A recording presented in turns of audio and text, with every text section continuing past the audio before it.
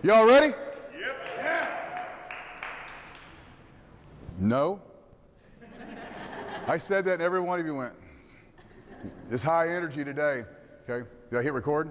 I'm just going to focus on you. All right, so you know how to work it? Are you a tech guy? All right. All right. Sorry we're late. Josh and I were sitting on the plane and they came across and said, well, we got a little bit of technical issues. It's going to be just a little bit of delay. Now you get that a lot. Then they came on and said, well, we don't know if we're going to actually leave or not. And me and Josh are looking at, there's some people that kind of showed up maybe to see us, even Canadians. So we had to make a decision. Should we sit here and maybe we'll leave, or should we try to get another flight? And there's a guy next to us said, hey, there's a flight leaves at 11. We looked at each other and went, all right, we're out of here. And so we made it. Apologize we're late, but I'm glad we're here. Let's get in the middle of this. There's only one reason why you guys showed up today. Right? We're going to be honest. When you guys get to know me, and some of you know me, some of you don't, by the time this we have together, you all will know me. I'm very transparent and I'm brutally honest about what I come out with. And I think it's important that we do that.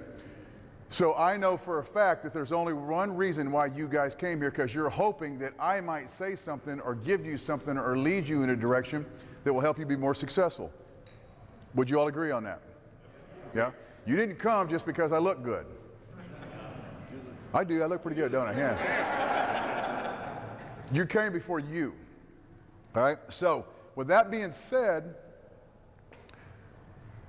if you're going to take financial advice from someone, all right, you got some money, and someone says, hey, I got something I can share with you, I can help you with your money. And you know, respectfully, you're looking at them, and they're driving the same car they drove in college 15 years ago. You could tell by kind of the way they look that, you know, they might be wearing the same clothes they wore in college 15 years ago. They live in an apartment, and they don't have any money themselves, but they've got financial advice for you. Who's taking that advice? Not very many people, right? And I'm not trying to be disrespectful. I'm just saying, let's just, you know, be honest about it. Somebody's 300 pounds overweight, they're smoking, and they're going to go, you know what, we need to talk about your health. Who's listening? Not very many people. So in order for you all that don't know me to kind of get a sense of who it is you're listening to, I'm going to tell you where I'm at. And then I'm going to tell you where I come from, because what I have learned over the last 23 years of doing this is that I can say, look, this is what I'm doing now, and I can help you, but then you're going to say, yeah, but you don't understand. You've never been where I'm at or where I am at right now. And we're going to let you know that that's probably not true. So where am I right now? I've been in practice 23 years. I'm in Oklahoma City. I'm married. I got 3 kids, 20, 25, and 30. Yeah, we started having children at 12. Just, you know. I've got a 4-year-old grandson that is the most amazing human on the planet. And the greatest 2 words in the world are pawpaw, just so I had to throw that out there. In my practice, the last 12 years, I've collected over $1 million a year the last 12 years. I have worked 3 days a week for the last 7 years. I've averaged anywhere from 150 to 300 patients a day in my practice. And there's no gimmicks behind it. I've never done a screening. I don't do dinner talks. I don't do advertising. I will show you before the day's over whether explain to you how I do it. But I want you to give you a sense of where I'm at. On top of that, I'm the president of the Oklahoma Chiropractic Association. Not only am I the president, I started it. We had another association that was taking the state this direction. They were trying to bring drugs into the state. They were just, basically it was just an awful, you know, basically awful group of chiropractors that were very pessimistic, that wanted to blame everything on insurance and Medicare, and this is why we're not successful. So here's what will happen. If we can get drug prescription rights, then we'll be accepted and be successful. That was kind of the attitude. You know, and I started to get involved, like, yeah, this isn't the direction I want to see my profession go in. And some of you that have known me, Brett, and some of you have known me for a long time, the president of that other association got in my face and said, well, yeah, but what are you going to do about it? Okay, well, let's fast forward 5 years later. We've got the largest chiropractic association the state has ever seen. We've got almost 400 members. We've changed laws. We've got the strongest reputation at the Capitol we've ever had. We're making a difference in the state, and I'm really, really proud of that. I started a group called Focus OKC 9 years ago. This will be 9 years this July. It's become one of the strongest, largest, most powerful chiropractic seminar weekends in the country. Very proud of it. The top speakers from all over the world come in. 600 to 800 people fly from literally all over the world to attend. And my whole purpose behind that was we have got to increase the certainty of the individual chiropractor about what they do, because this is one of the biggest things that we see in the profession is they don't even know why they're doing it in the first place. I could brag about Focus a lot, and it's going to sound self-serving, but I will tell you my greatest, what I think is one of the greatest testaments to Focus OKC. 3 years ago, sitting in the very back row, there was the 2 CAs and their boyfriends. Now the only reason they're there is because their doctor made them come. I'm buying the ticket, you got to go. So, you know, they're young. Boyfriends come with them because they don't want to be there by themselves. All 4 are in chiropractic school right now. To me, that is amazing. I have had phone calls and texts and messages about numerous children, chiropractic children, that came to Focus. They didn't want anything to do with chiropractic. Dad does it, mom does it, yeah, good on you.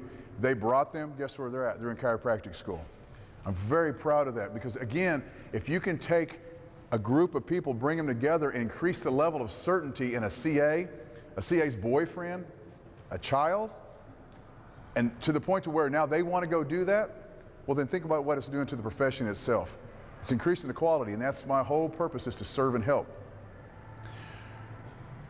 Then I started Foundations, and I'll talk about that in a little bit. I don't even want to go there, okay? So just to give you a sense of who I am, I have dove in, I have worked so hard in this profession. You know, Brett was talking, and I got to mention this, and I was telling Josh this on the way here.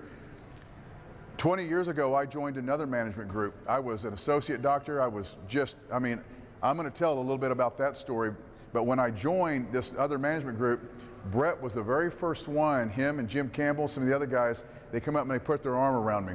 And because of you guys leading me in the right direction, I'm standing here today. And the fact that you're here and I'm able to help you, I was telling them on the way here, it makes my heart swell. It's this corniest phrase I can come up with, but man, just the fact that you're doing so much better with your life and you're happy, I couldn't ask for anything more. You know, the success of this group, and I'll share it with you in a little bit. Last night, my wife made me put my phone down, and we sat out on the back porch to eat dinner because it was just blowing up. Record week, record week, record week, record week, record week. And I'm sitting here with tears in my eyes. She goes, I get it. Let's have dinner, please. And I told Josh, I said, what it's become is other people's success has become my heroin. I'm addicted to it. I wake up at 5 o'clock every morning, and I'm just, oh my God, I can't believe what's going on. But where I'm at and where I come from is 2 different things. So let's back up just a minute. I was in a serious car accident at 18 years old, broke my back, broke my ribs. I was told by the orthopedic doctors that I would limp for the rest of my life, and I just started lifting weights. I wanted to be a bodybuilder, and I was told by someone in school, a guy I knew, that he was competing in the Mr. Teen Springfield, and I wanted to be big like him. I had enough of being small. He goes, well, you'll be like everybody else. You'll quit and you can't do this. I love when someone tells me I can't do something. It's like, I almost beg you, please tell me I can't do it, because somehow I'm going to find a way. So I'm training, I'm going to be a bodybuilder. 18 years old, car wreck, break my back. They say you'll limp for the rest of your life and your weightlifting days are over. Well, my uncle was a chiropractor, and I'd been going to him off and on since I was little, you know, wrestling in high school, football, you know, the aches and pains, like we all have those patients, right? I don't know anything about chiropractic. So I go tell him about what they told me. And he was what I call, I'm from Springfield, Missouri originally, down in the hills, and he's what we call an old hillbilly chiropractor. He had a few choice words that my wife made me promise never to say, so I won't. I'm on film, she'll see this. He said, lay down, and he started adjusting me. 6 weeks later, I'm back in the gym. 6 months later, I won Teenage Mr. Missouri. I competed for 20 years. I was third in the nation before I finally decided that genetically I went as far as I can go. Those guys get big up there. They get real big. Changed my life. I go to chiropractic school. I get out of chiropractic school, and because of chiropractic school, I met an amazing human being, Dr. Hugo Gibson. Does anybody know Dr. Gibson? Anybody had? Okay. He's my hero. And like most of us, we all remember very little from school, other than like some of the epic parties that we had. We always talk about those. But Dr. Gibson was the one person that got something very simple, very basic through to me, and he said, move the bone well, get out of the way, and everything will take care of itself. Now, I was a C student, C for chiropractor. I mean, I was not a good, and even back then, you could get by with D's, and I said, D for doctor, I'm good with this. And everybody made fun of Dr. Gibson. He was that hardcore, old school chiropractor. When he adjusted you, you saw God. Y'all, who's been adjusted by Dr. Gibson? You know what I'm talking about. Lightning strikes you. 74 is still doing it. And I took that with me out of school. So I meet my wife, we're dating.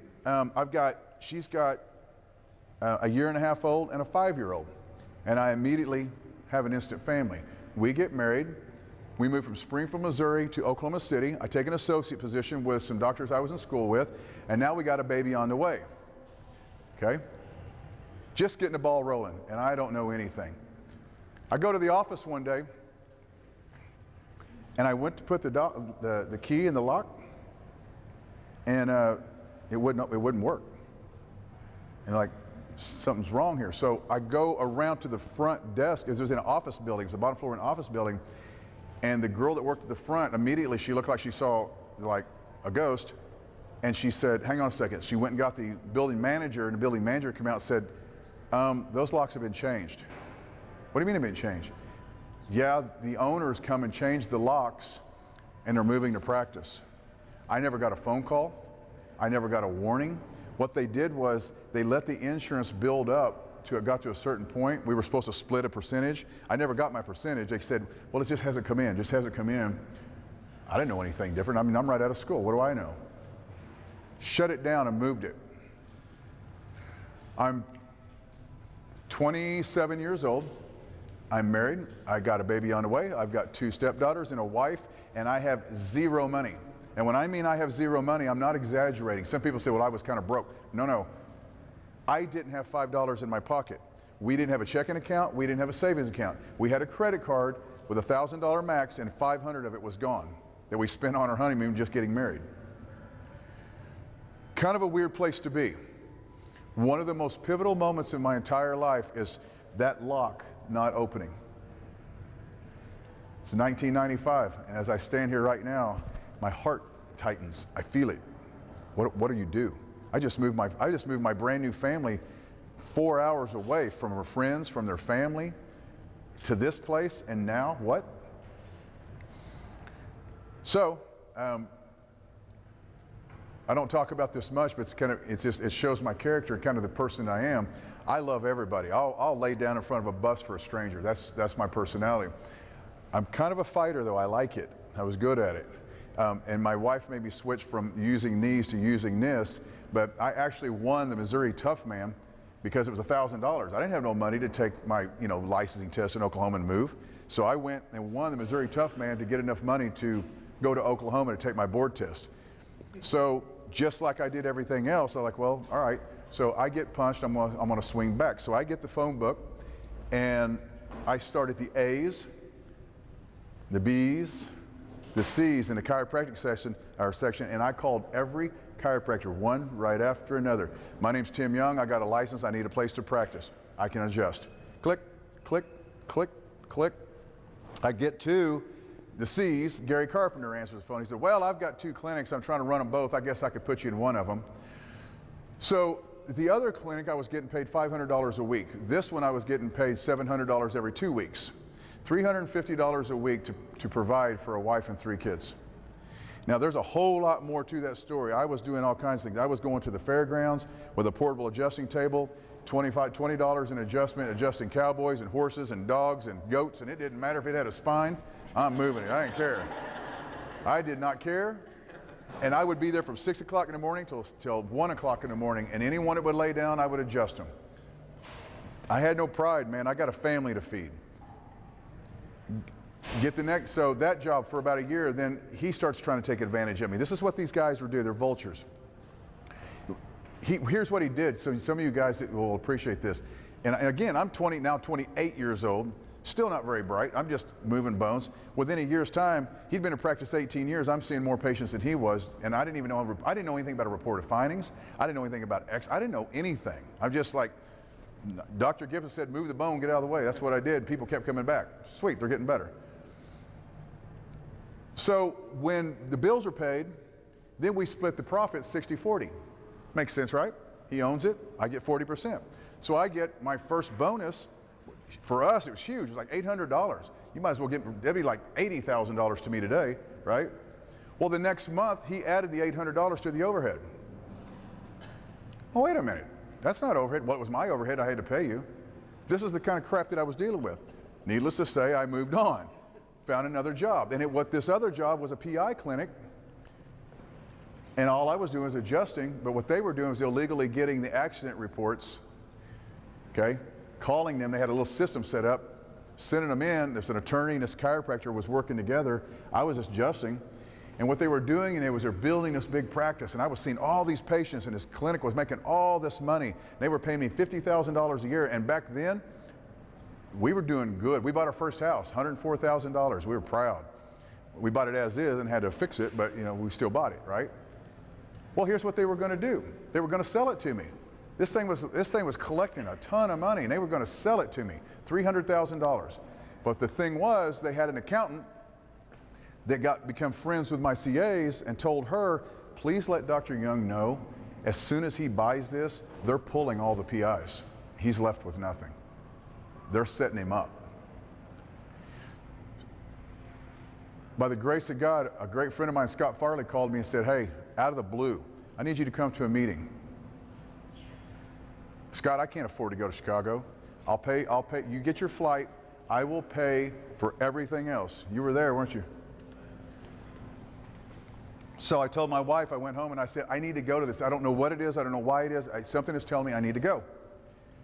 So she wrote all the bills out that month, but she didn't sign the checks. We sent them, she just forgot to sign it. In order for us to afford the plane ticket for me to go to Chicago, and Scotty paid for everything. I came back home from that meeting because finally someone said, look, do it this way. Do it this way. And guys like Brett come up to me and said, hey, you can do this. We can help you. And I came home and I told my wife, I said, hang on, we're going. We're going. And so we opened our own practice and we took off. Now, what was crazy was that first year in our own practice, we did $240,000. Second year, we did $420,000. Third year was $600,000, fourth year was $800,000, and I've not been under $1 million since. Don't get me wrong, it's not about the money, but are you guys not here to become more successful? All right, so I want you to understand that I got there, and I didn't. What's interesting was when we started doing pretty good, and I started inviting doctors to my house and trying to help them, and this is just back when I was just trying to help. This was, gosh, 15 years ago. One of the doctors I went to school with, she went and told another doctor, she said, she was at our house, and she said, somebody must have left him money in his family, because I knew him in school. He couldn't have done this. And it's one of my favorite stories. I thought it was hilarious, because they did know me in school, and if you all knew me in school, you'd be going, really? You have a suit? So through the years of helping and coaching and just working with doctors, because I have a passion for people, a passion for my practice. I built my practice, I grew my practice, I provided for my family, just really learned a lot. Then I had the opportunity to speak here and speak there, and now I have the opportunity to speak worldwide. Matter of fact, next Thursday I leave for Scotland. I'm everywhere, and I'm working with students, I'm working with doctors, and some of my close friends that I've become great friends with on a speaking circuit, Joe Borio, Chris Zano. You guys may have heard some of these names, Di Domenicos, some of these guys, Freddie Schofield, Rob Schiffman. The reason I bring those names up, we're talking about clinics that see 1,000 to 3,000 a week. Joe Borio has seen 400 to 600 a day for 25 years. And I've learned from these guys. And I've learned how they do their systems. And then I take all that I've learned, and then I've boiled it down, because is this mine? Yes. Sweet. I never got to drink beer and talk. I like Ohio. Yeah. This could go sideways. You know, and I've never stopped trying to learn, right? And I get asked this a lot. Where do you get your passion?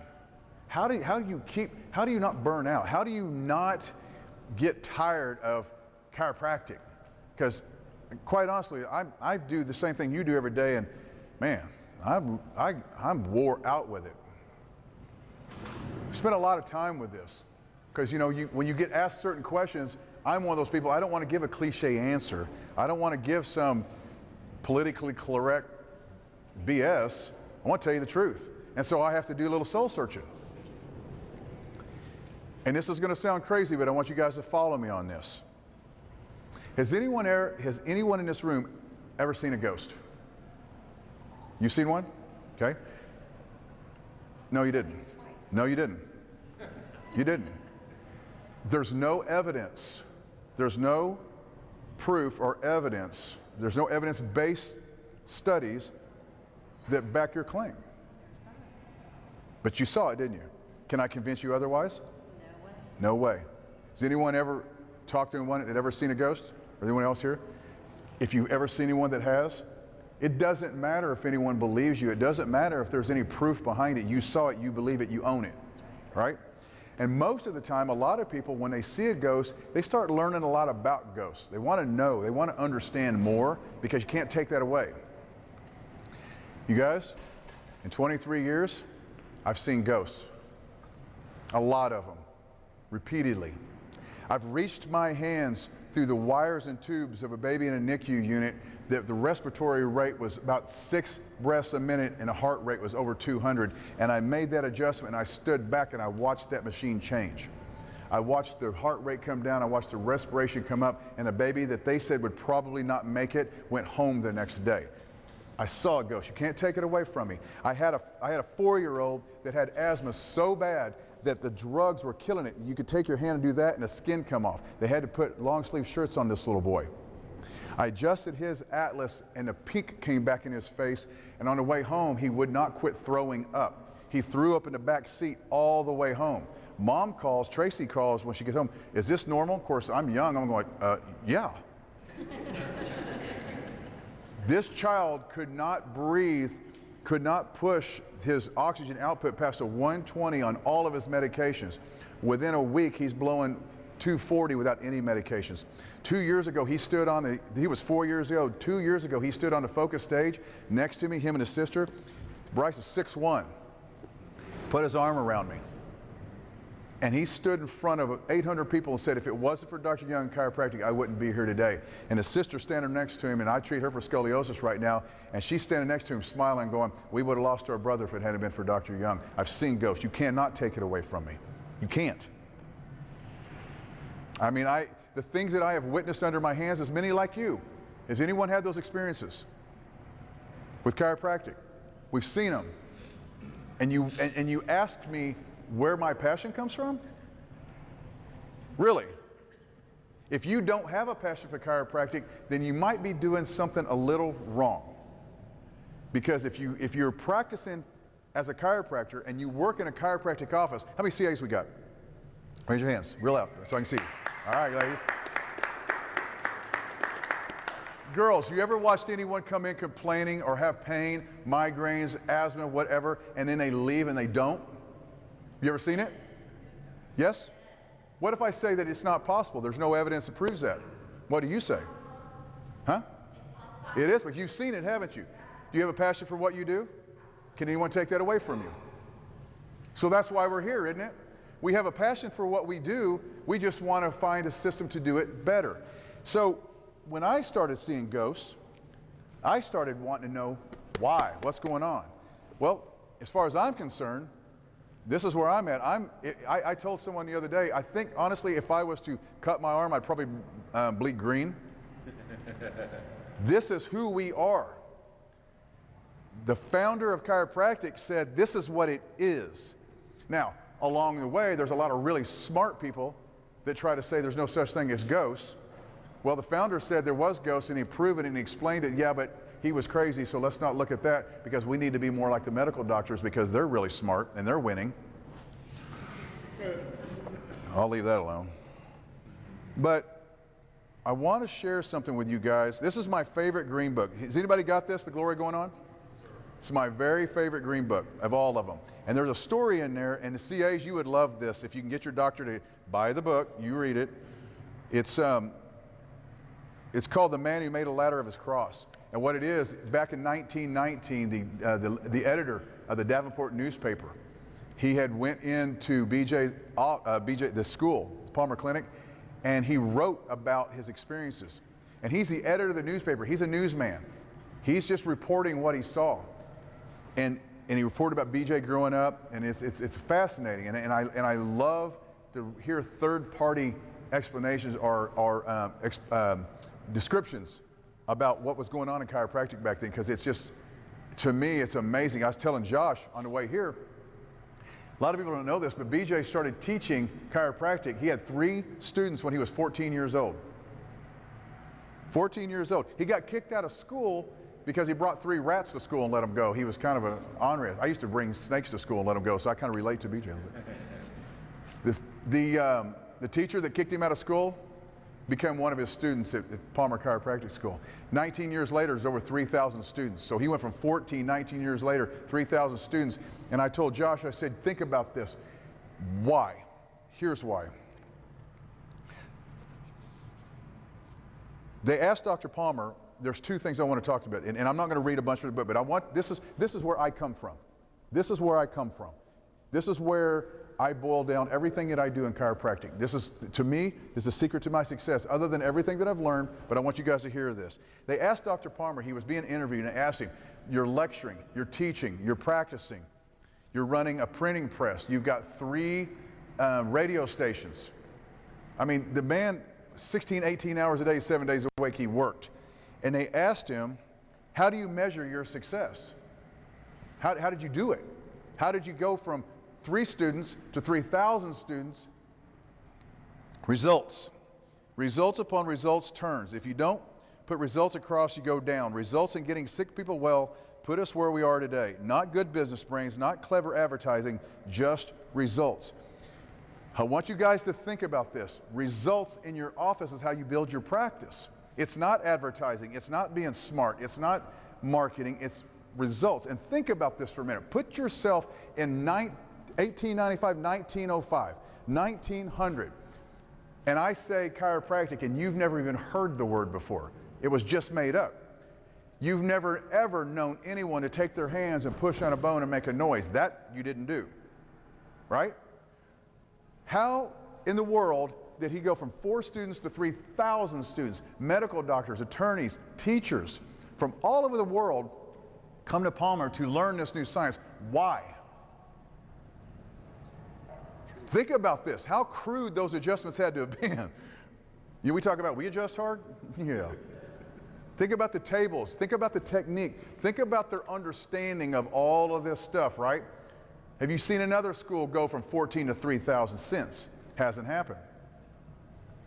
They used to have ambulances bring patients to the school. When no one else could help them, they took them to Palmer Chiropractic School. They helped them. How? Does anyone ever think about this other than me? If you want to know how to build your damn practice, start thinking about what it is you do. 3 most important questions you'll ever ask yourself. Who are you, what do you do, and why do you do it? We're going to answer all 3 of those here in just a minute. I'm going to read you one more thing. This is my favorite. I read this to Josh. I find it. This is what I base my practice on and what I base what I coach and teach to run a successful practice. And I want you guys to get this. And this was written, he wrote this in 1961 when he was interviewed. Down through our years, our purpose has been to see how little we need to do to get the most results. How little we have to do to get the most results. Instead of treating effects with endless external methods from outside in, below up, our basic approach was to find internal cause, adjust it, liberate internal cure from above down, inside out, and quit. Where little does much rather than where much does little.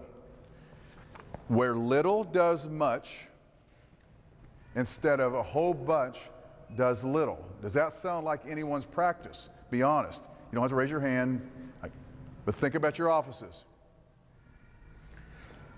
We have a patient come in and we give them a tour, and then we show them a video, and then we massage them, and then we put them on heat, then we put them on ice, and we put them on traction, and like kind of a rapper. I got a rap thing going here. EMS, ultrasound. They hang from a traction unit on the wall, and they hang and they wobble on a chair.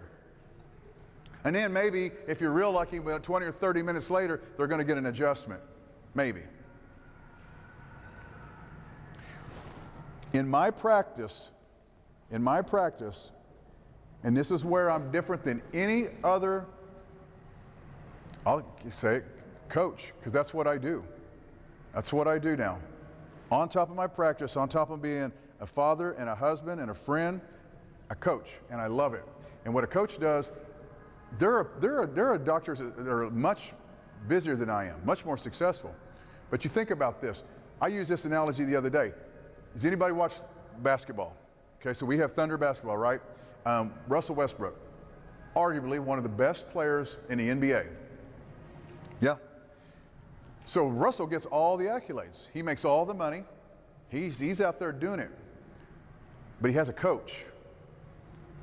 And what the coach does is he pulls the very best out of Russell. He didn't tell Russell what to do. He sees the potential. He sees the skill. He sees what Russell can do, and Russell, this is the best of what you can be, and he allows that. And that's what a good coach does. That's where I come in.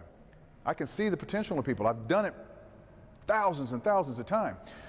But I've got to get something through to you guys. You guys want to be successful, right? That's why you come. So let's just talk about it for a minute. Let's get the greatest result.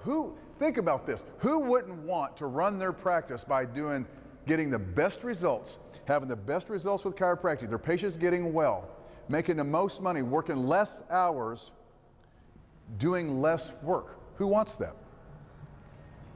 5 of you. Okay, now you 5, I'm going to show you how to do this. See, here's my goal for every chiropractic office that I work with. Here's my goal. No less than $300 a week, working 3 days a week. No less than a $500,000 collection. Everyone should be averaging $50 a visit plus. Now, maybe out here, you guys are going, that's really low for us. Everybody's different. I know chiropractors seeing $500 a week, $500 to $600 a week, they're averaging $29 a visit.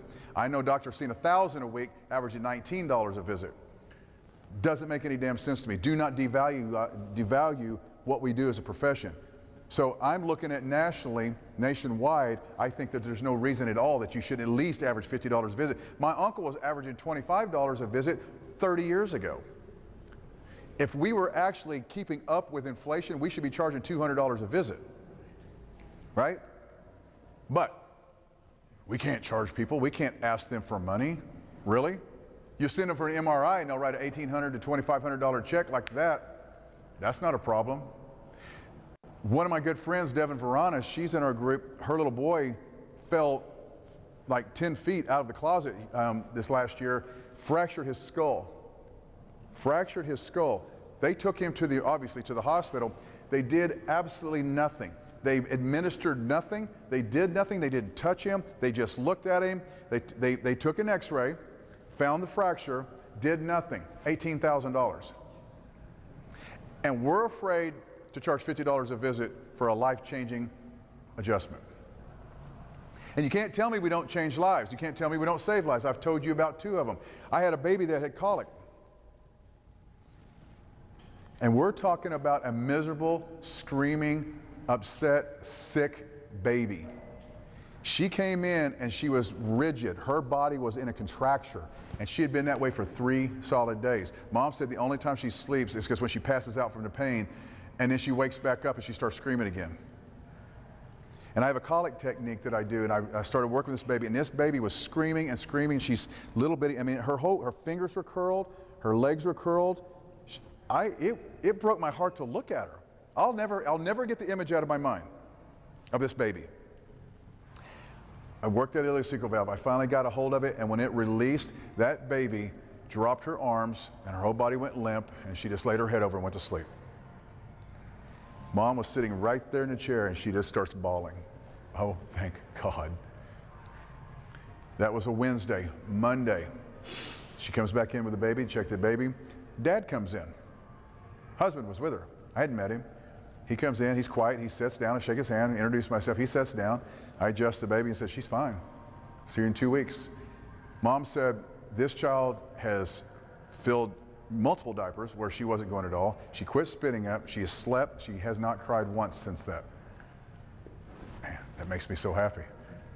They walked out. Dad walks out, he steps back in, he shuts the door, and he reaches out and he grabs me. I'm a hugger, I'm a lover, but strange man grabs me. Oh. And he pulled me back and he said, I need to tell you something, Doc. You saved our marriage. We were divorcing. We had slept. We were screaming at each other. We were at the end of the rope. We couldn't do it anymore. We've got a full night's sleep, and we woke up the next morning, we looked at each other and went, what are we doing? She said, you saved our marriage. Chiropractic saved that marriage. That was probably 8 years ago. I feel like it was yesterday. And I could stand here for the next 2 hours and tell you all stories about things in the office, but my point is, I've seen ghosts. You can't take it away from me, and I have a huge passion for it. So why am I here? Same reason you're here. I want you to be successful, and you want to be successful. Sound good? Good. Sound good? Yes. Sounds good, say yes. Yes. All right then, you're awake, I like it. You want to know how? If you want to know how, say yes. Yes. How about you? I'm going to pick on you if I don't see you smiling at me. All right, look. It does not matter if you're a CA, a spouse, or a chiropractor. We have spouses that come to our meetings and they will come and tell me that my business has doubled from the principles that you teach because it's universal principles. And principle number one, foundation number one,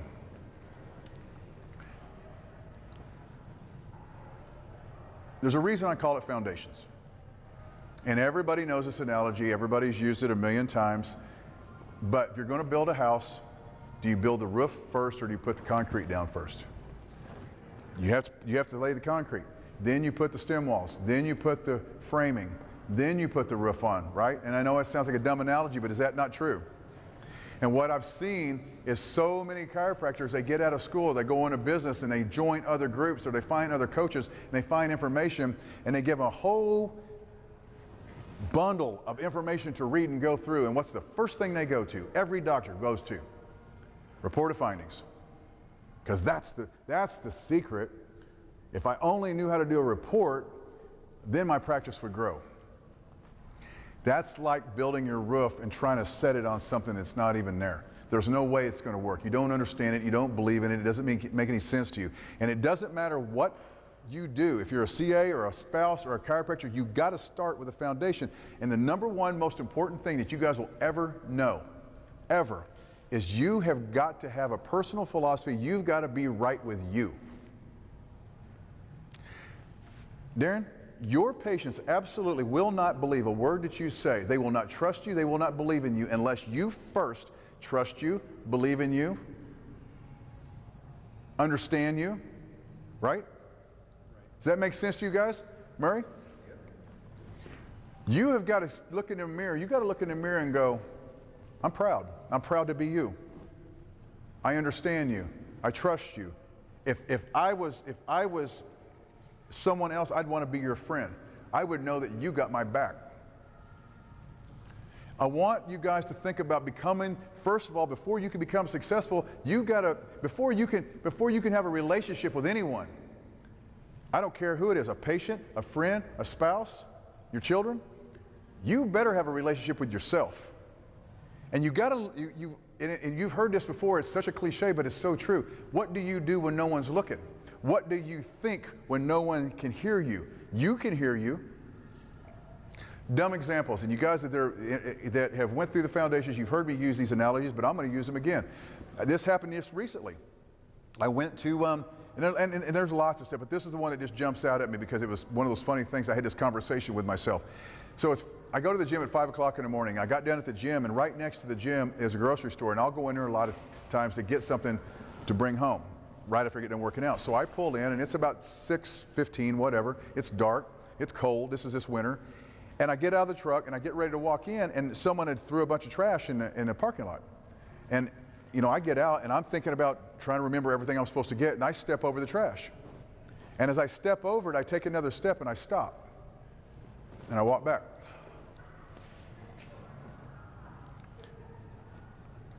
Is it my job to pick that up?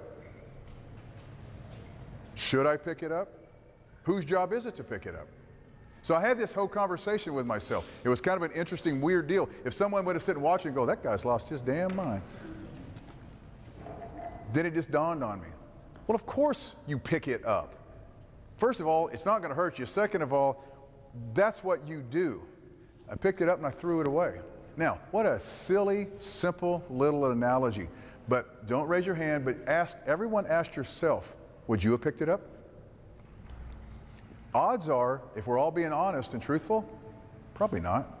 And it's not because you're bad people. It's not that. It's because I got to hurry. It's cold. I need to get to the store. I got things to do. I got to remember this stuff. It's not my problem. You know, as a matter of fact, most of us wouldn't even give it a second thought. Wouldn't even acknowledge it. Probably wouldn't even see it. You got in the store and said, you just stepped over that trash. What trash? I didn't see no trash. And you probably didn't. Again, I know it's a silly analogy, but my point is, what do you do? What do you think? How do you act when no one's watching you? I went to the restroom quite a while back. We were given a seminar, and what was funny was I was talking about this very thing. And in a break, I went in and I was washing my hands, and I dried my hands off, and I took the paper towel, and the wastebasket was full, and I kind of threw it in there, and it kind of fell off. And I took a step to the door, and I walked back in there and went, are you kidding me? You stood up there and told everybody about being that type of person, and you're going to do that? So I picked all the paper towels up off the floor, I put them in there, and I got other paper towels, and I wiped the counters down to punish myself for being an asshole. My point is, and I won't over elaborate this, but I think you guys are getting it. Man, you got to get right with you. You spend time with that. I do a lot of reading and listening. It's like, you know, if you guys want to be healthy on the outside, if you want to be healthy, what you put in your body reflects. Well, what you put in here reflects. And I'm telling you, watching Good Morning America and The Walking Dead and reading the newspaper. Now, don't get me wrong, I like The Walking Dead, but I'm just saying. And that's all you put in your brain? And then you go to the office and you expect to serve? I mean, ask yourself this, chiropractors. When's the last time you picked one of these up and spent 15 minutes with it?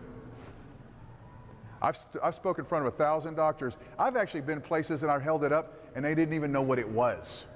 They'd never even heard of a green book. After I had my seizure, I calmed down and I explained it to them.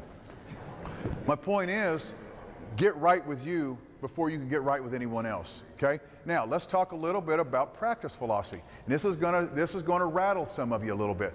What time is it? Well, when am I speaking to? I'll go till midnight, huh? I'm going till 3? All right, so I got an hour? This room till 4. Oh, all right. So listen, all right, Ohio time. All right, so chiropractors, listen, I'm gonna rattle your cage a little bit. I'm gonna say some things that you might agree with, might not agree with, but follow me on this. My opinion, our practice philosophy is this is what we do as chiropractors. We restore and maintain proper motion within the joints of the body, whether it be the spine or extremities. Right? It's very, very simple principle, but I want to say it again. Our job as a chiropractor is to restore and maintain the proper motion within the joints of the spine or the extremities, anywhere in the body. We maintain and restore that, right? It's just that simple. It's just that simple. That's what we do. And I got to get something through to you, and you may not want to hear this. That's all patients want to know. They don't care how smart you are. Patients do not care about the physiology, psychology, all the ologies, all the anatomies. They do not care about any of that stuff. And if you think they do, the next time you have a cavity, go to your dentist, and before he fixes your tooth, have him explain the history of dentistry. Or the anatomy of the tooth or a root. Doc, I really need you to kind of go through the philosophy of dentistry before you fix my tooth, because I really need to know this. Said no one ever. But yet they come to our office, and we think we need to give them a dissertation about who we are and what we do. And it's simple. They don't care. They only care about one thing right now. Help me. Can you help me? What's my problem? Can you help me? How long will it take, and what will it cost? That's all you have to answer. So practice philosophy is just that. We restore motion. Now I'm going to go over the report of findings with you guys. I'm going to actually, before you leave, I'm going to give you something that will actually transform and change your practice Monday. You will grow just Monday by so significantly that it's actually going to set you back a little bit and go, I can't believe that just happened. Because I get those phone calls all the time. You're not leaving here without that. Office philosophy. Girls, this is where y'all come in. A lot of you. When a patient comes to your office, they do not come to marvel at the artwork. They don't. When patients come into your office, they do not come in to look at the plants or the fish tank, smell the coffee, pictures of your kids. That's not why they're there. When you walk into my office, the only thing that a patient will see is things about them or chiropractic. The reason they're there. There isn't a play area for kids. I don't have pictures of my family. If someone asks me, is that a picture of your wife? I've just now taken them out of the frame of mind that they should be in. Why did they come? For me or for them? For them. Your office philosophy is based around this premise. Everything in this office, everything, is for the patient. And I use it, I'll tell this story because I always tell it, and it's kind of funny. Someone sent me a picture of a golden turkey, and I'll explain why. Years ago, I had a doctor want me to come into her office. And I want you to walk in, and I want you to just pick it apart. Tell me what I need to do. So when I walked in, on the waiting room wall, there was this huge bronze turkey. No, it was a peacock. I'm sorry, it was a peacock. It was a peacock. And it was the craziest thing. It was like, you know, you ever been to a garage sale and someone's got this like big ass bronze peacock for like $5 and you're like, who in God's name would ever buy that? I found it. And so I saw that and I was like, oh my God. And so I walked through and she had plants with vines all over the place, and we walked down the hallway and she's got a refrigerator in the hallway and a coffee maker. I don't know how to explain these pictures. Do you remember back in the 80s, the posters? It was like what do you call it? It's like very eclectic with the girls was white and they had all the makeup on, and I don't know how to explain it. But anyway, she had 2 of those. It's like what a teenager would have in their bedroom. So I walked all the way through and I came back and I took a deep breath and I was like, okay, are you sure? She said, look, I need to know what I need to do. And so I said, okay, first of all, this thing? She goes, well, okay, that's off limits. What do you mean it's off limits? I have had so many patients compliment that. Okay. And I put it to her this way. If your patients are complimenting you on this, what are they thinking about? Bronze peacock. What should they be thinking about? And for every one that compliments, they're being nice, first of all. I didn't say that. There's probably a dozen went, that's the most hideous thing I've ever seen in my life. Your office philosophy is you're creating an environment in your office that people want to come back to and they want to refer to. Has anyone here ever went to a restaurant that they absolutely loved? Yep. Did you ever tell a friend or someone about that restaurant? Did the restaurant ask you to tell them? Wouldn't it be great if our practice was that way? That people left and told other people without us asking for it. So ask yourself this, why did I tell other people about the restaurant? What was it about the restaurant? The ambiance, the service, the food. Everything about it made me want to go tell someone. So ask yourself, in your practice, does your office have a personality, an environment that others want to go tell other people about? Sit where your patients sit, lie where your patients lie, look where they look, listen to what they listen to, and be as critical as possible. Now you all, so this is pretty cool because I get to tell all my analogies because you guys haven't heard of before. Everybody else is like, okay, he's going to do that again.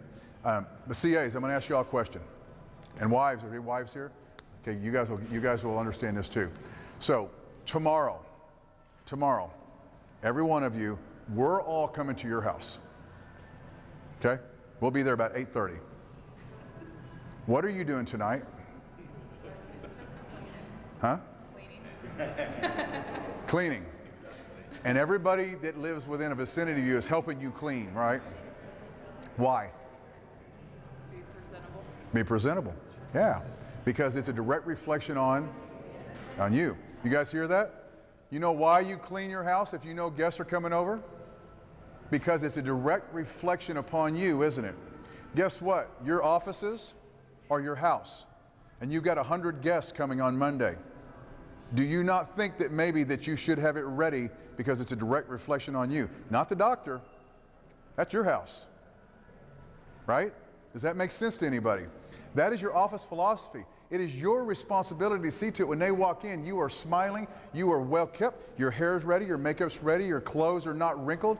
You are ready to serve. Your office is freaking spotless. I used to walk through my office and I would just walk by a picture, like I've got pictures of babies and it says something about chiropractic, and I'd walk along the top and I'd take my finger and I'd do that and I just walk into my office and I'd wait 1001, 1002, and I mean the girls are like, my girls have been with me for 18 years.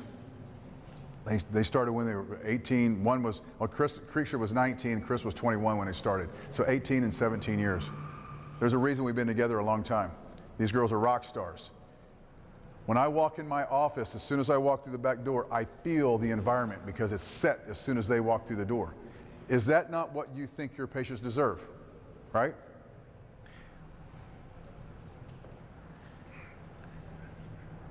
What I'm doing is, and I don't even know if you guys realize it yet, I'm building your practice as we sit here.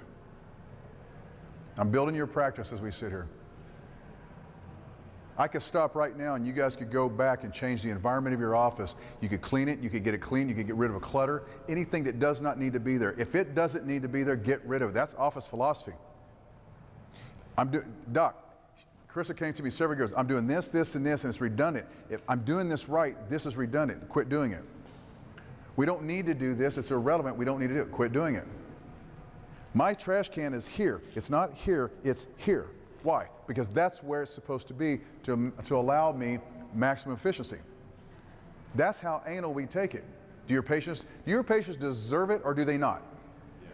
Do they deserve 50%, 80%, or 100% of who you are and what you do? Right? Okay? See, you guys are already, you're going to grow Monday already just by sitting here this time. And I haven't even got to the fun stuff yet. The other thing that I will talk about a little bit, and I'm not going to go into it a lot, but I've already talked about it some, is chiropractic philosophy. You got to own it. CAs, you got to own it. You have to understand it.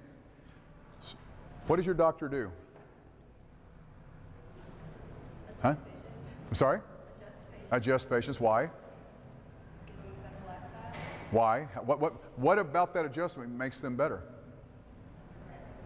Huh? Corrects the body. How does it do that? I know I'm putting you on the spot, aren't I? Adjust the bones in the right spot. You're right. What I want you to understand, what I want you to know, what I want you to leave here today understanding more than anything else, and I'm going to go way, way deep on y'all. Maybe some of you are like, yeah, we know that. Some of you don't. Do you believe that there is a universal intelligence that like takes care of stuff? Have never thought about it, have you? See, this is what's fun about this is your patients never thought about it either because they don't care. But this is the world you live in. So this is why I want you to understand. I want you all to understand this. There is a universal intelligence. Let me ask you this. We have a female cell. We have a male cell. They come together and they create you. Do you think there might have been some intelligence design behind that? Or do you think that was just accident? The earth and the sun are exactly the distance away from each other they're supposed to be. If they were an inch closer, all hell break loose, right? Who put it that distance? The earth spins at a certain speed and rotates at a certain speed. If it went a mile faster or a mile slower, everything stops, right? Who did that? I know, I told you I was going deep with this. My weird ass, this is what I think about. You break your arm, it's going to heal, won't it? Okay? You cut your arm, it's going to heal, won't it? Cut your arm and stick your finger in the hole. Will it heal? No. No. There is a universal intelligence that controls everything, dictates everything that there is in the universe. That intelligence is in control. Whether you believe it or not, tough, it's true. Life, the expression of life, is the expression of that universal intelligence. Body is expressing itself, and we call that innate intelligence. So, if you cut your arm and it heals, innate intelligence healed that. The body knows how to heal. You don't have to think about it. Tell your heart to speed up right now. Tell your heart to slow down. Tell your pancreas to produce just a little more insulin, real quick. Can't do it, can you? Who's in control of that? I know. Like, where's this freak talking about? I don't know. No, it's funny you said that because I do have low sugar and I'm about to eat this. So my sugar level's getting low. So, but here's the deal. Okay, perfect example. So you feel like you need that, don't you? Why? I feel my sugar go. You feel your sugar. You feel that. Well, what made you feel that? Your body? You think your body's smart enough to say, I need something, so I need to let her know? That smart is an intelligence. That's innate intelligence expressing itself. How cool is that? So when your patients come in, what you have to understand is, here's chiropractic philosophy, you guys. The body is in a constant state of adapting. Always. Doctors, listen to me on this. You guys want to be more efficient? You want to do less and get more? Understand this. The body is in a constant state of adapting. If you walk outside here and it's 115 degrees, what do? Are you sick? You have sweatitis? They're going to come up with a drug for it, I promise you. They just will. No. What is your body doing? It's adapting to its external environment, isn't it? Right? If you drink curdled milk,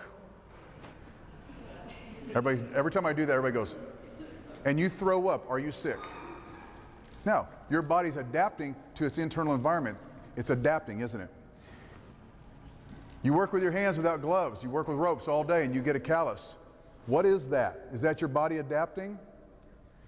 You work out, you go to the gym, you work out, you get stronger, you get bigger. What's your body doing? It's adapting to the stress you put on it, isn't it? Our bodies are constantly adapting at all time. Universal intelligence is creating. We have universal forces that are beating up on us called gravity and falls and slips and all this stuff. And our body is constantly adapting to those external stresses. Yes? Yes. If there is a cut and you stick your finger in the hole, it will get infected, it will be painful, and it will inflame. Our current intelligent model of healthcare says, well, take pain pills, anti-inflammatories, and antibiotics. That makes sense. Chiropractic comes along and says, take the damn finger out. I just explained chiropractic philosophy to you.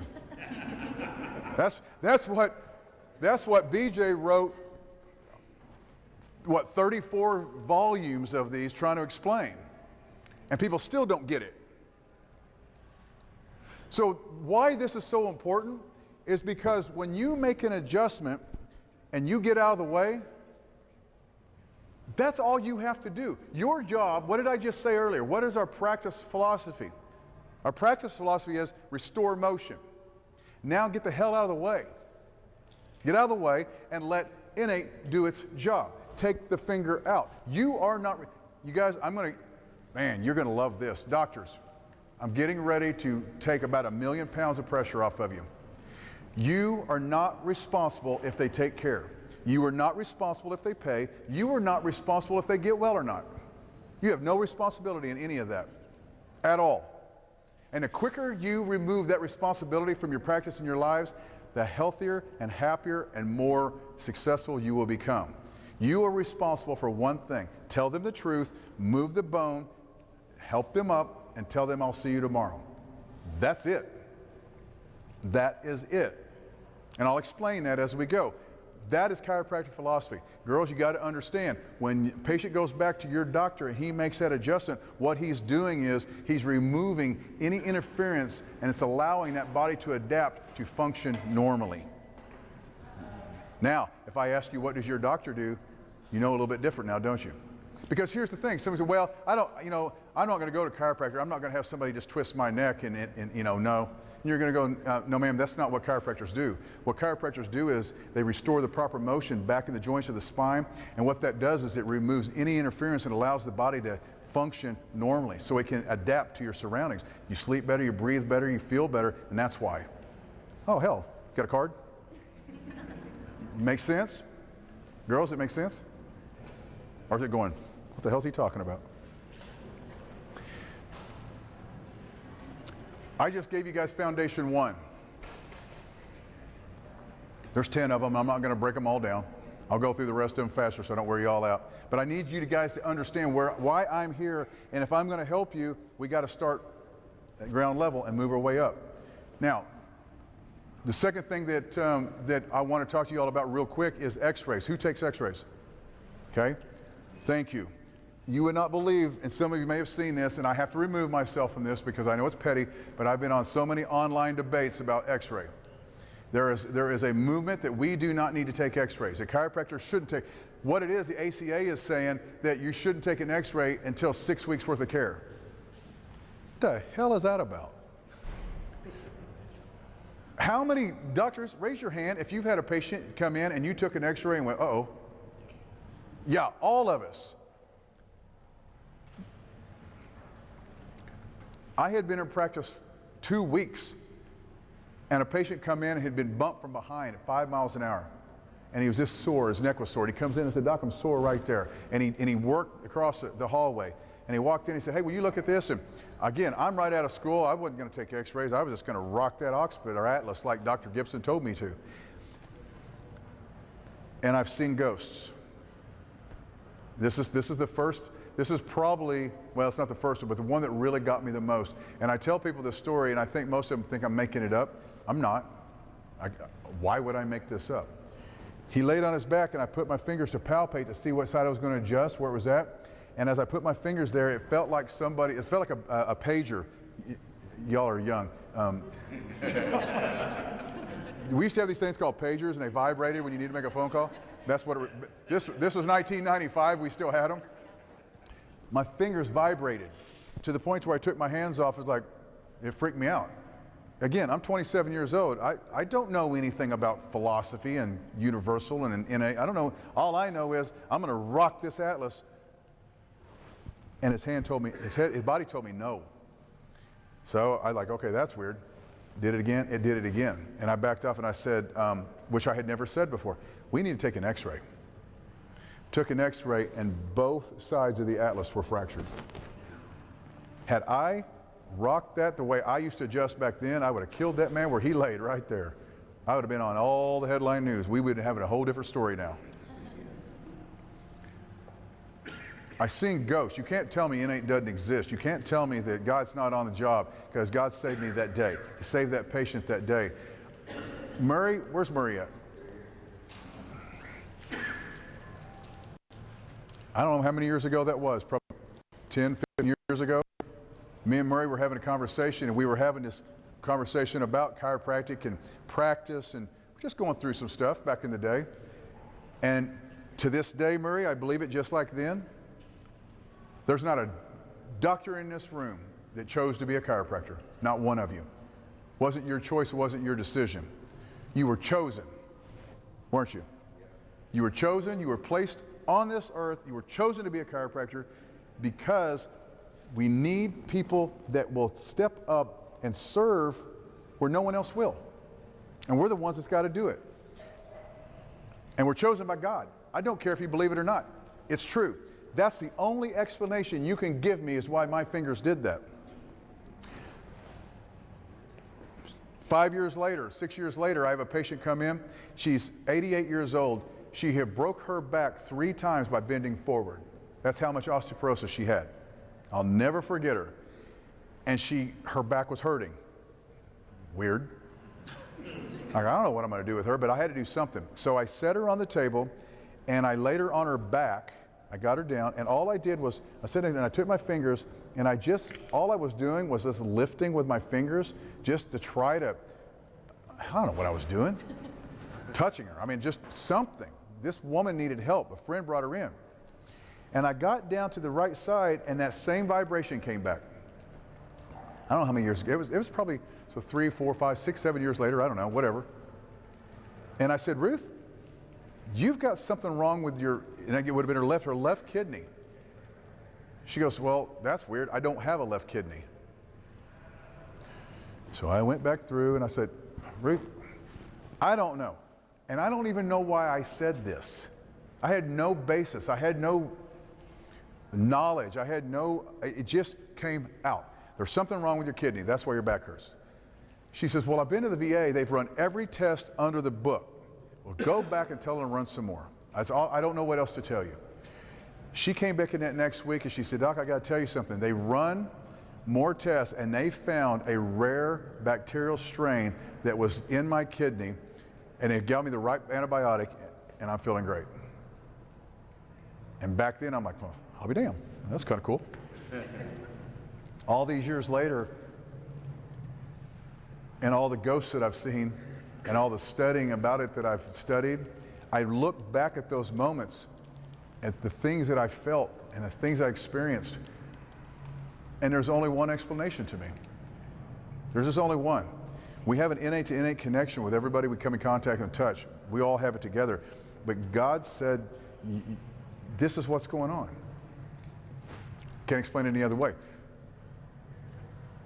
That's why I'm so passionate about this. That's why we take x-rays, because we're using our God-given intelligent brains to look at the spine and find out where the greatest amount of stress is. Because I want you guys to start doing this. I want you all to start looking at your 5th cervicals.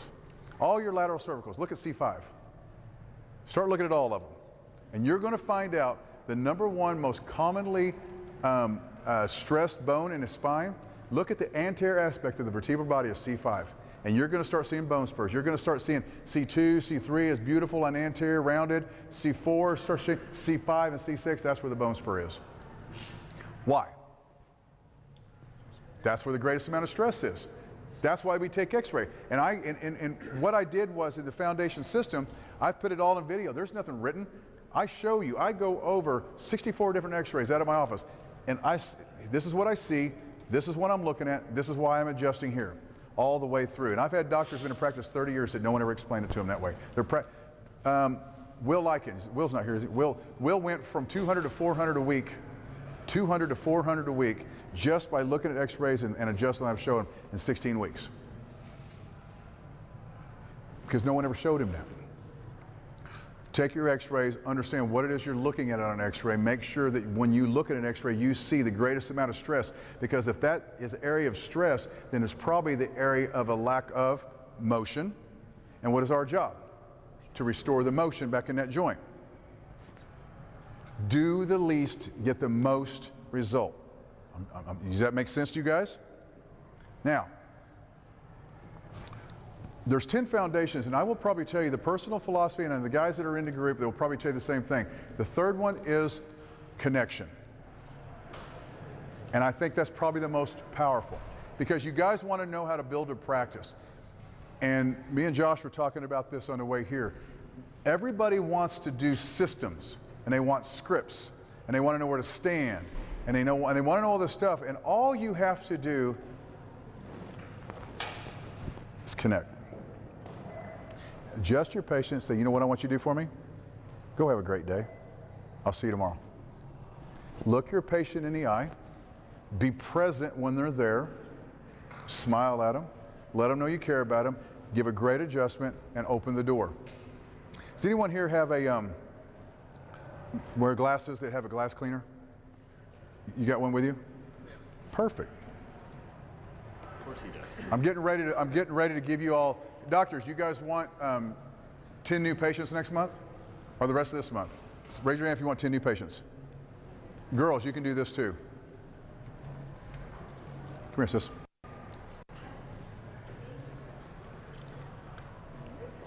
See your glasses. Okay, so you come in and you got an adjustment. You laid your glasses, right? I adjusted you and I helped you up, okay? And I'm going to show you guys this.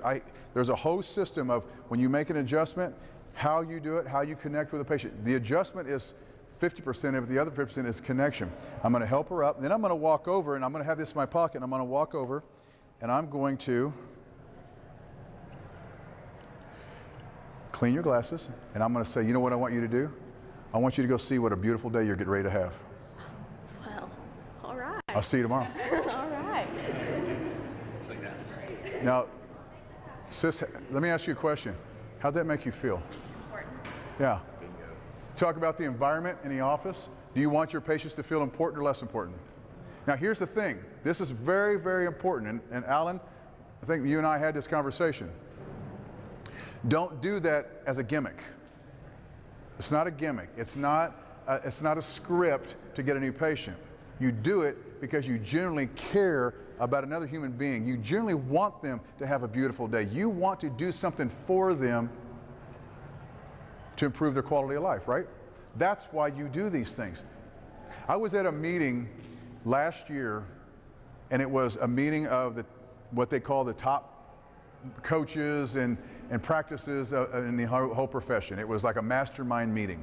And at the end of the weekend, everybody went around and they talked about what they call their best practice. And what they did was they talked about things that they could do to build their practice, things that we've done.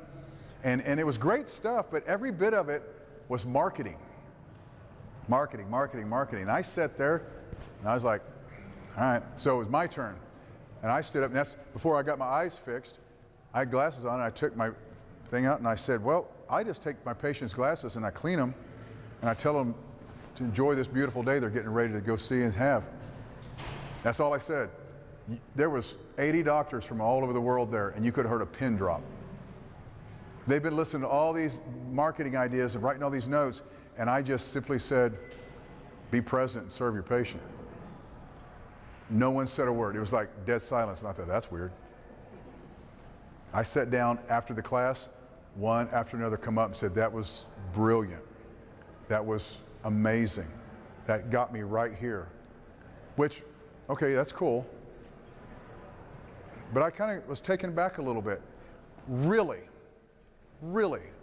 being present and connecting and loving another human being is brilliant. Isn't that what we're supposed to do? Right? Now, connection is, there's a whole system and flow behind it. When a patient comes in, every male that walks in my office, here's the deal. In my office, I have one table. I have one room. I don't have open bay, and I don't have multiple rooms. I don't like it, and I'll explain why. I open the door. I call the patient. They walk in. I shake every man's hand. Hey, Justin. Good morning. Good to see you. Comes in, lays face down. I adjust them. I get up. I always help them up. I never take my hands off a patient the entire time, ever. I never speak when I'm adjusting a patient. If you're ever speaking when you make an adjustment, if the doctor was going to do brain surgery on your wife and he's talking through the whole thing, would you want him to shut the hell up? That's how serious I take my adjustments. When the patient leaves, I open the door and I shake their hand. I said, I want you to have a great rest of your day, and if I can do anything for you, please let me know. And I don't just say it, I mean it. I mean it. Every single time. I average 60 to 80 new patients a month. Don't ask for any of them. Create that environment, right? I recently had, we've changed softwares. We went with Platinum, and I really, really like it. I had another software for 20 years, and I got bought out, so this old guy had to change, and I didn't like it. But I'm glad we did because I really like it. the guy that came and helped train the software, he used to be a sales consultant or for another coach years and years ago. They had a huge coaching group, chiropractic coaching group. And he was watching my office and he was baffled by it. He was just baffled. He's like, he goes, doesn't it wear you out opening and closing that door? And I said, it takes a whole lot less energy than doing dinner talks every Tuesday night. And he kind of went, okay. And then he said something else about something I was doing. I said, well, it takes a whole lot less energy than doing group reports. I mean, I'm done at 6. I'm at home at 6:05 or 6:20 if Josh calls.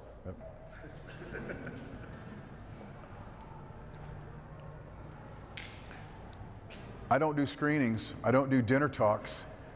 I don't do marketing. I don't have to, because my marketing, my referrals come from the one-on-one attachment, that connection that I have with my patients. Does that make sense to you guys? It's the most important thing you could possibly do is connect, Justin, with your patient, right? You gotta, girls, when they come into you, you're the first person they see, the first person they hear, the last person they see, and the last person they hear. You have to connect with them twice as much as we do. It's important. My patients, I hear this a lot. I feel better just being here. As soon as they walk through the door, now you know you're on. Now you know you're on. But girls, you ever get this static about paying and scheduling and not following through? Like at the end of the day, you're like, I think I'm going to jump off a cliff. Anyone ever have that? We don't. We don't. Because we've created an environment that people want to be in. Learn to connect, and that's part of this whole program, this whole process. Then I'm not going to go up, I'm going to beat up on the doctors a little bit. Learn to freaking adjust, not manipulate. Oh my God. I'll be in Scotland next weekend teaching the Scottish Chiropractic Association over their adjusting technique. And I've been in London, I've been all over, but I've been all over this country. And I spend a lot of time at the schools with the students, and I watch what they're being taught, and I'm horrified. I'm horrified. A lot of us, it's been in practice for a while, we actually learned how to adjust back in the day. We had some good teachers. Some of us learned how to adjust, but we got lazy along the way, and now we start manipulating. If you're standing at the head of the table and you're taking the head and you're twisting it, that is not an adjustment, that is manipulation. I know I'm stepping on toes. I get someone mad at me every time I do this talk. I don't care. Get mad.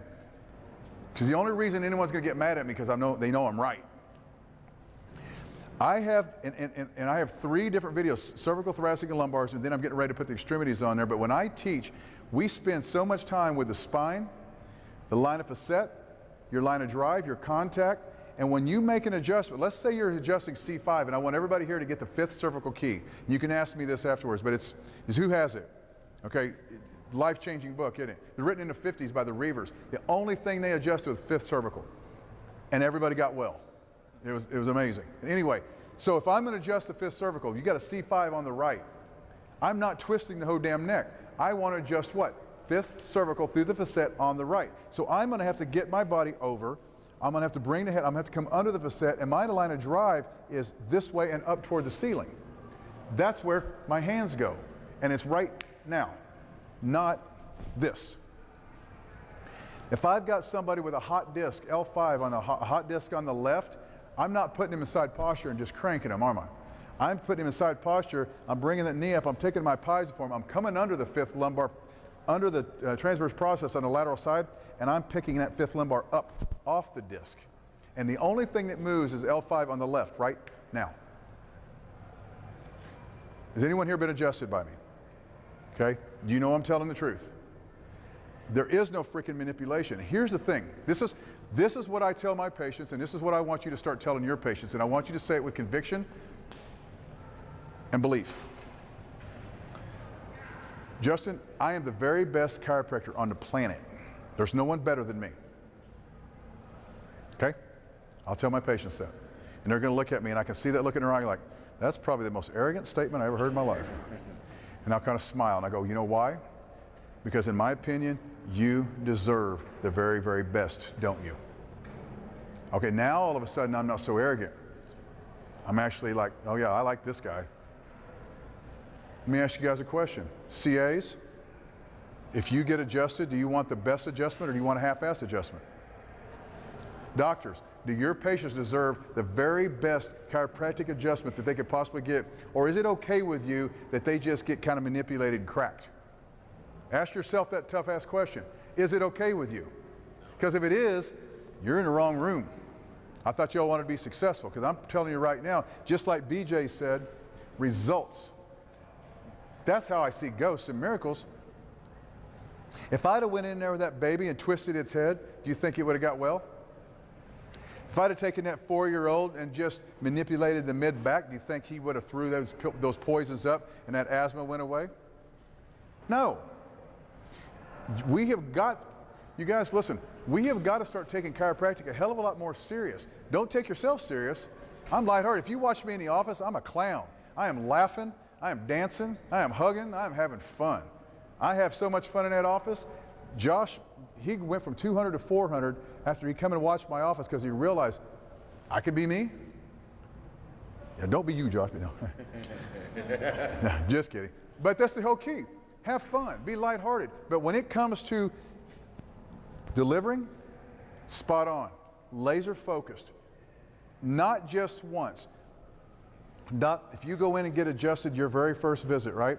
And it's the best adjustment you ever gave or you ever received. 10th, 15th visit, maybe 6 months later you go in and a little off, he's thinking about something else and he kind of, that one kind of hurt. How does that make you feel? You don't really want to go back, do you? You ain't going to say nothing because you respect him, nice guy, but I'm just not going to go back. Right? Think that doesn't happen in your office? It does. And don't get me wrong. You give the best adjustment that's ever been delivered by a human being to another human being on the planet, and they still might not come back. That's not your responsibility. But it's my opinion, it is your responsibility to be the very best you could possibly be. Every single freaking time. Not just the first visit, not just the 5th visit. And CAs, that goes back to you guys. I'm off the adjustment a little bit, but it goes back to the office visit. When that new patient comes in, man, the red carpet gets rolled out. And wow, man, a new patient, and we just treat you like royalty, and you got a patient sitting in the waiting room, and they're going, yeah, I remember when they used to treat me like that. You know what's funny is this is a small room, but I've done this in front of 1,000 people, and I can look at the faces, and you can see the look on their face like, ooh, that was too close to home. That kind of hurt. Because it's reality. And here's the thing, I'm not trying to beat up on anybody. Don't think for a minute our office doesn't do it too. It's just we catch it real fast. We catch it. If the office goes down, it's because we're off, not them. Right? So we've talked about a lot. We've talked about personal philosophy. We've talked about connection, x-rays, adjusting. I'm not going to beat up on the adjusting a lot, but I am passionate. Matter of fact, I do an adjusting course the Thursday before Focus every year. I think there's 1 or 2 spaces available. It's an all-day course, but man, I tell you what, I am passionate about our technique because that is who we are. That is who we are. We got to understand why we do it, but it's okay. You know, here's the thing. I've seen this. I've seen chiropractors with PhDs, a degree in chiropractic philosophy. They can recite the green books. They make me look like a child when it comes to philosophy. They couldn't move a bone if they jumped off a house on it. And they struggle in practice. But here's what I've also seen. I know chiropractors that, yeah, I believe in philosophy. I can't really explain it. I just know it's there. But they've got great hands and they see 400 or 500 a week. Results. Results, results, results. We got to get results, okay? Talked about that. Now, once we get past that, then there's a consultation. You guys, you should never spend more than, and I'm stretching it for everybody in this room, 3 to 4 minutes in a consultation. Ever. Ever. Have them write it all down. And then I just walk in and go, hey, I'm Dr. Young. It's an honor to meet you. What's going on, sis? I'll help you. Having lower back pain. She's got lower back pain. Okay, how long have you had this lower back pain? A couple years. Is it worse on the left or right? Right. On the right side? Is it going down your leg? Yes. Going down the leg? Okay. When you first wake up in the morning, how does it feel? Bad. Bad. Does it get better as the day goes on or worse? Better. A little better? Okay. Anything else, mid-back, neck pain, headaches, anything going on with your body that I need to know about? Headaches.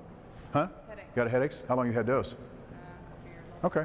Here's what we're going to do. I'm going to get a set of films. It's going to just take a couple minutes. We get those films. I'll glance at it to let me know what we're dealing with and what direction to go. I'll be right back. Okay? That's consultation. What else do I need to know? Me and Josh were talking about this. Do you know how much you weigh? Yeah, you know how tall you are? Okay, sweet. I don't need to know that. It means nothing to me. How tall someone is has never affected my adjustments. Their blood pressure does not change. And here's the thing. Do you think for a minute that anybody that needs their blood pressure taken doesn't know what their blood pressure is? I mean, let's use some common damn sense. We're chiropractors. I have doctors argue, well, you need to counsel your patients on weight. Really? You mean my patients don't own scales or have a mirror? You think they don't know they need to lose weight? Or well, what about smoking? Okay, yeah, because everyone that smokes thinks it's healthy. And I'm going to make a difference? Really? No. What is my job? To restore proper motion back in a joint. Damn it, that's all that it is. And so I get to the point. Here's the thing, I'm asking you things to be nice. I really don't care. You've already written it down. I'm going to take an x-ray and I'm going to show you where the problem is.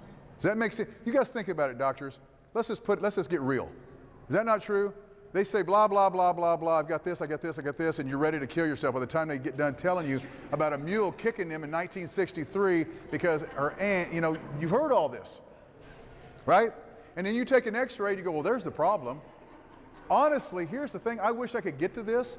I wish I could just say, hey, I'm Dr. Young, I'm going to take an x-ray, we're going to find out what's wrong with you, I'll be right back. And just take an x-ray and tell them. It's part of the connection. I come in, I look her in the eye, I shake her hand. It's an honor to meet you. Tell me what's going on. We're forming a relationship. I want her to know that I care. I'm going to listen. I'm not going to listen to you ramble on. And if they start rambling on, here's the thing. This is doctors. I'm giving you guys $1 million tip. If she starts rambling on, it is never rude to interrupt a patient if you're talking about them. So she's telling me about 3 years ago when she fell down a flight of stairs because she was drinking too much and it wasn't her fault because she was going through a divorce. We've all heard it. And I'm going, Sissy, I'm sorry. I apologize. Tell me again, which side does your lower back hurt on? I just saved you guys hours, right? So my point is on consultation, get to the point. Get to the point of what we need to do. Exams, I come in, I glance at the x-ray, Sissy, lay face down, point, show me where it hurts the most. I'm going to palpate it.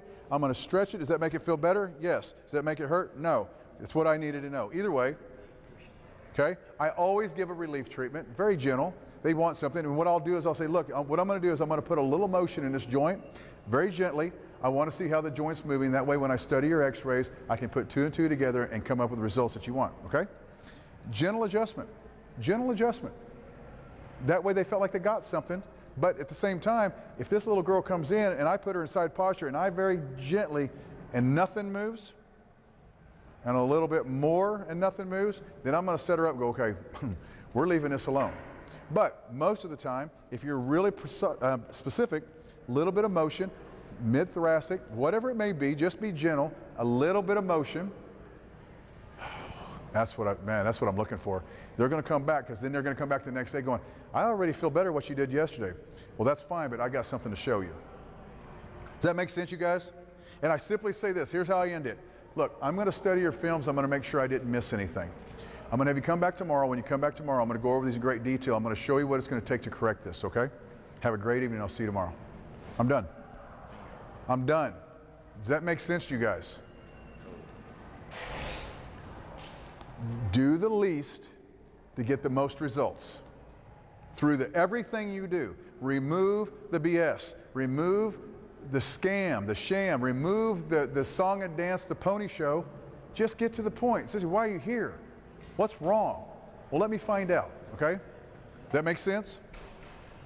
All right, consultation exams, they just don't take very long. Get to the point. Now, what everybody wants to know about, and I got 20 minutes? All right. So, here's what I'm going to do. I'm going to talk about the reported findings a little bit, and I want to give you guys the philosophy behind it, the psychology behind it. And I've done this with my group, so you guys are getting it because you come all the way up here to hear me talk. This right here alone will transform your practice if you don't do anything else. I promise you. With the rest, after the reported findings, then I talk about office flow, then I talk about front desk and CA stuff and collecting across the counter. I've got videos where my girls, actually you can see it live, that if a patient didn't know they're there, the video showing them collect three cases across the counter, all paid in full, one right after another. And it takes about a minute, and it's that simple. We're averaging about a 92 to 95% paid in full after reported findings. Anybody want that? CAs, would you like to have absolutely zero stress? That all you have to do is say, yeah, girls, you like that? How would you like to do this, sis? How would you like a patient to come up and you say, I did speak to the doctor and he's put you on a treatment plan. It's 3 times a week for 8 weeks, and then once a week for 8 weeks, so it's 32 visits. It's going to be $1,400. How would you like to take care of that? And they're going to say, can I just give you a credit card? Absolutely. How nice would that be? That's what my girls do every single day, just like that. And it's not that hard. Okay, would you guys like to see it? Doctors, you want to know how? All right. So let's go back to philosophy a little bit. Or I'm going to talk to you about changing patient state. All right, so listen to me, you guys. This is really, really important. And a lot of you guys didn't get to come to the last workshop, and I'm getting ready to put the video on there this weekend for this so you'll get it. But doctors, listen. Patient comes to your office, right, and they may be in pain, and they've never been to a chiropractor, or they've been to one, they might have been hurt, so they have all these emotional, chemical things going on, right? So they're a little bit nervous. So then they're going to come back the next day because you said, ooh, I need to look at your x-rays. I need to spend time with it. And you got some things that I need to look at. So they're coming back to the reported findings, doctors, and you're going to show them these big, scary black and white pictures with all these bones on it. Looks like something out of a bad movie. And you're using words like degenerative joint disease and arthritis and misalignment and pinched nerves, stress in the spine. You're using all these things that they're not used to hearing. We hear it all the time. It's just like common vernacular. But to them, it's a scary language that they don't understand. So you're going over their x-rays and you're going to go, Josh, here's your problem. Your curve is reversed in your neck. You got a bone spur on C5. The reason that bone spur is there is because you got so much stress on that joint. The reason there's stress on it is because you injured the joint, and that joint has a lack of motion. So every time your head moves, that joint does not move with it. So that lack of motion is causing stress, and that stress is causing swelling and inflammation and now pain, and here you come to see me. It's affecting the nerve. It's going down your hand. Does that sound like what you come with? Now, Josh, what we've got to do is I've got to get in there and restore the proper motion back in that joint, let the pressure off that nerve and let that heal. Does that make sense? Now, I'm going to show you what we're going to do, then I'll explain to you our game plan. Now, listen to me, you guys. Think about this for a minute. Patient comes in your office. They're nervous, they're scared, they're in a state of anxiety. They're producing chemicals that they can't control, that they don't even know is being produced, and they're kind of in a guarded motion. You all see that, right? How stressful is it to you guys to do a report? Be honest. Is it kind of stressful a little bit? I mean, not like stress like, like horrible, but it's like there's a little bit of, all right, I got to deliver this report. I got to get them to listen to me and understand. I want them to follow through. I want them to get it. You have that, right? We all do. So here's the thing. You show them all the scary things. Then you tell them, I'm going to show you what we're going to do, and then I'll tell you our game plan. Has anyone here ever had a patient, after you've adjusted them, sit up and go, oh, I feel better already? Anyone ever had that? All right? There's a reason for that. There's a reason for that. The reason is you made a physiological, emotional, chemical change within that body. You changed their state. Right? So you give them their first adjustment, then you set them up, and I always set them facing the other direction. And I say, now sit up tall, take a deep breath, and relax for just a minute. Then I walk over, I tear the paper, I drop it in, and I walk around real slow, and I come up and I face them. And I said, now look, Josh, let me explain it to you this way. If you decided that you were going to go to the gym and work out and get in better shape, right? You're going to increase your strength and your health of your body. You're probably going to go to the gym for about 3 to 5 times a week, aren't you? All right. I want everybody to look at me. If you're going to go to the gym and work out, follow what I'm saying. I want you to act like I'm saying this to you. You're going to go to the gym probably 3 times a week, aren't you? Everybody in this room is shaking their head yes. They're already agreeing with me. Now, Josh, this is the same thing. I'm going to need to see you about 3 times a week. We're changing physiology. Just like you're changing the body, I got to change the body on the inside. Now, Josh, let me ask you a question. I'm going to ask everybody here a question. If you break your arm, you're going to wear a cast for about 8 weeks, aren't you? Those are God's rules. I didn't make them up. Everybody here is shaking their head yes. You're agreeing with me, aren't you? Josh, same thing. This is a healing process. So I'm going to need to see you about 3 times a week for 8 weeks. Now, here's the most important part of this whole process. If you've ever wore braces or know anyone that did, when they took the braces off, they had to put a retainer on, didn't they? Yeah. Did everybody know that? Does everybody here understand that you got to put a retainer on when you get your braces off? Everybody knows that? Everybody in this room is now shaking their head yes. Same thing. I'm going to see you once a week for 8 weeks, retainer visits. I want to make sure that we didn't do all this work and those bones migrate. At the end of 8 weeks, at the end of your 8-week retainer visits, then I'll talk to you about maintenance. But let's get you well before we keep it that way. Does that make sense? Okay. Go out and talk to the girls out front. Here's what we just did.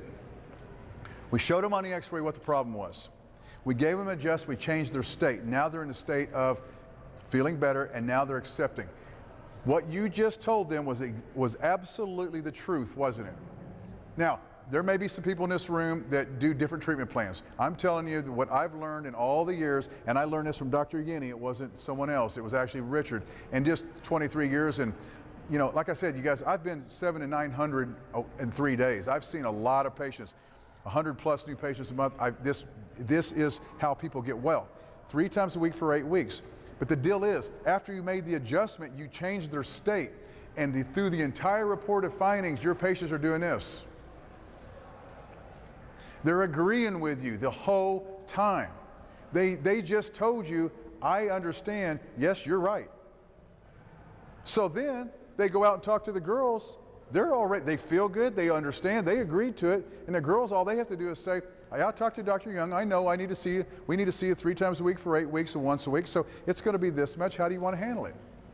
And they're going to go, can I pay it in full? Now I will tell you this, I'll be honest, like our cash patients and patients who have like $5,000 deductible, so they're paying cash, what we personally will do is we'll say, look, if you want to pay this all in full, we'll give you a 20% discount and a cervical pillow. They cost, I don't know what, 30 bucks, whatever, okay? So, but they love those pillows. No one says no. You guys, it's not about numbers, please understand this, but in a little bit it kind of is. Everybody wants to go, it's not about the money. Really? Then give it away. Give it away. Don't do it for free. Your spouses aren't going to be very happy with you. It is about the money. It is about the numbers, because you have to get paid for what you do. And I will tell you, last year I worked less hours than I ever have, and I collected $1.3 million. That's not true. 1.298. I missed it by $2,000. I wanted to see that 1.3 so bad, and I just didn't get it. That's a lot of money for a hillbilly chiropractor that just adjusts bones 3 days a week. Here's the reason I'm here. I can help you do the exact same thing if you want. If you want. And I'm not one of those guys that says, listen, here's who I am, this is what I used to do, this is what I want you to do. This system that I'm here telling you guys about, this foundation system, you get online and you watch the video and you see me do it with a patient. And you watch them shake their head. You see my CAs collect. You watch me adjust 18 patients in 20 minutes. You see it, you watch it. It's real time, it's nothing made up. It's the most transparent, honest coaching program that there is. If you're in the group, raise your hand. Do you agree with me? Yes, absolutely. Yes. Now, this is what the funny thing is. I've had people call me, or not call me, send me a message, go, dude, what are you doing? You're killing us. This whole $299 thing, because most coaching groups are like, what, $700, $800, $900 a month? And a lot of them are contracts. You have to sign a 5-year contract, and your second child, second birth, I don't know. Look, I said this on the way here. Last night, and a lot of you that was on, we have a dedicated Facebook page just for foundation members. And everybody gets on there, and it's really cool. And last night, ding, ding, ding, ding, ding, ding, ding, broke a record, broke a record, broke a record, broke a record. We're talking about doctors that just went into practice. They went from 30 to 60 a week because they're just getting started. One doctor's been 50 a week for 4 years, and now he's at 150 a week in 6 weeks. We got Brett Kesher, practiced for 70 years. He's just breaking records. But what's cool about it is, this is why I'm here. This is my passion. I am gone. You guys listen to me. I was in Kansas last weekend. I'm here this weekend. I'm in Scotland next weekend. I'm in Fort Lauderdale the next weekend, Davenport, Iowa, then St. Louis, and I forgot after that. I am addicted like heroin to the success of other chiropractors. Nothing drives me more to get that message, go, thank you. I'm taking my wife on the first vacation we've went on in years. God, nothing makes me feel better. Nothing makes me happier than to see a chiropractor succeed, because I remember what it was like to open that door and it didn't open. I remember what it was like to work for $20 an adjustment, make $200 and come home, and that's what I had to buy for Christmas for my babies. And I worked 78 hours a week for $200. I remember those days like it was yesterday, but I also remember the first time I walked into Toys R Us, and my wife and I walked out, and we both had tears in our eyes because it was the first time we went in there and we didn't care what it cost. We bought our kids everything we wanted to. We talk about it every Christmas. And I want that for you guys. I want it for you. That's why I'm here. So if there's anyone here that's even remotely interested, I mean, we got flyers and tables. Oh, I created my own adjusting table too. I don't know if that's up there. Information's up there, but it's as simple as Focus OKC, join now. $2.99 a month. There is no contracts. I have a doctor that texted me yesterday that I went to school with. We were in chiropractic school together, and he was broken down, he was upset, and it was funny because I said, you know, he had another coaching group really take advantage of him. His wife said, you will not join another one ever. You're done. And I kept sending him messages. I hadn't talked to him. He was just on my heart. And he's like, why do you keep reaching out to me? Who am I to you? And I texted him back and I said, how long have you known me? I didn't expect this response. He said, I'll tell you how long. Since try one. You were in try two. We were playing volleyball against each other, and you assholes were beating up on us try ones, and you wanted me. I'm like, oh, way too much information. I was expecting 20 years. I don't remember being, mean to you. I'm sorry. And I said, Jason, have you ever known me to lie to you? Never. I'm not lying to you now. He joined 3 or 4 days ago, and I got a message today. Thank you so much. His office has already changed. His tone has already changed, and I want to do that for you guys. CAs, I want you guys to be as happy and successful as my CAs are. After 18 years, they're probably the highest paid CAs in the world. I've yet to meet girls that make more. That's my fault. I've spoiled them, but they take good care of me. I want everyone to be successful. So I know we got just a few minutes. Has anyone got a question? Alan? Oh, we're going upstairs? Yeah, they continue, but not in this room. All right, well, let's do this. All right, so we'll shut this session down of chiropractic, and then we'll go upstairs. And if you guys got questions, come and ask me, and then we'll have a beer together. Thank you for your time. Oh. All right.